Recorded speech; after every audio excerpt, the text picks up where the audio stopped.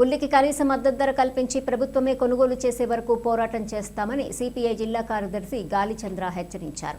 Kadapa collectorate వద్ద ఆంధ్రప్రదేశ్ రైతు సంఘం ఆధ్వర్యంలో ఉల్లి రైతుల ఆందోళనలో గాలిచంద్ర పాల్గొన్నారు.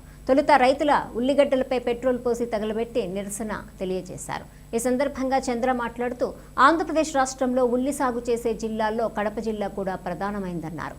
జిల్లాలో దాదాపు 10,000 ఎకరాల ఉల్లి సాగు చేసినట్లు ప్రాథమిక సమాచారం కాగా ఉల్లి ధర ఎన్నడూ లేని విధంగా క్వింటా 1,000 రూపాయలు పలకడం లేదన్నారు. వెంటనే ఉల్లి రైతులను ఆదుకోవాలి, ఉల్లి రైతులను క్వింటాలకు 3,000తో ప్రభుత్వమే కొనుగోలు, ఉల్లి రైతులను ఉల్లి సాగు చేసేటటువంటి రైతులకు పంట పైన క్వింటా 3,000 రూపాయలు మద్దతు ధర ప్రకటించి ప్రభుత్వమే కొనుగోలు చేయాలని, దళారుల బారి నుండి రైతులను కాపాడాలని ఇవాళ ఆంధ్రప్రదేశ్ రైతు సంఘం ఆధ్వర్యంలో కలెక్టరేట్ ఎదుట ఆందోళన కార్యక్రమాన్ని నిర్వహిస్తూ ఉన్నాం. కడప జిల్లాలో దాదాపు 10,000 ఎకరాలలో ప్రతి ఏటా ఉల్లి సాగు అవుతుంది. అందులో ప్రధానంగా ఎర్రగుంట్ల, వీరప్రాయనపల్లె, తొండూరు, మైదుకూరు లాంటి ప్రాంతాలలో విరివిగా సాగు చేస్తూ ఉన్నారు.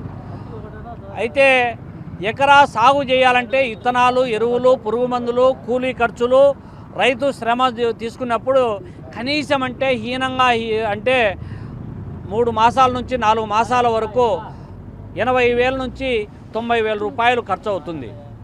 కానీ ఇవాళ ప్రభుత్వము ఏదో మొక్కుబడిగా బయటేమో దళారులు 700 నుంచి 1,100 లోపల పెట్టి గడ్డలు బాగుంటే 1,100 చెల్లిస్తున్నారు.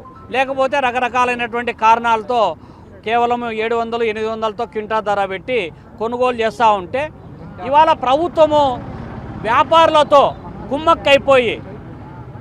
కుమ్మక్కైపోయి ఇవాళ కేవలము 1,200 రూపాయలతో మేమే కొనుగోలు చేస్తామని చెప్పి ప్రకటించడం అంటే ఇంతకంటే దారుణం ఇంకొకటి ఉండదు. కర్నూలు జిల్లాలో ఎమ్మిగనూరు కేంద్రంగా చేసుకొని ఆంధ్రప్రదేశ్ రైతు సంఘం నేతృత్వంలో నిరవధికంగా ఆందోళన జరుగుతూ ఉంది.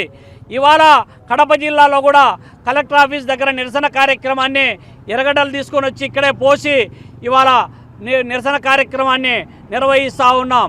ఏదో మొక్కుబడిగా నిరసన కార్యక్రమం చేస్తామని చెప్పి ఆశాగా తీసుకుంటే రైతాంగం చేసే పోరాటానికి జరిగే పర్యవసానాలకు ప్రభుత్వమే నైతిక బాధ్యత వహించాల్సి వస్తుందని మాటలు మాత్రం కోటలు దాటుతూ ఉన్నాయి. ఆచరణ చూస్తే గడప దాటంలే.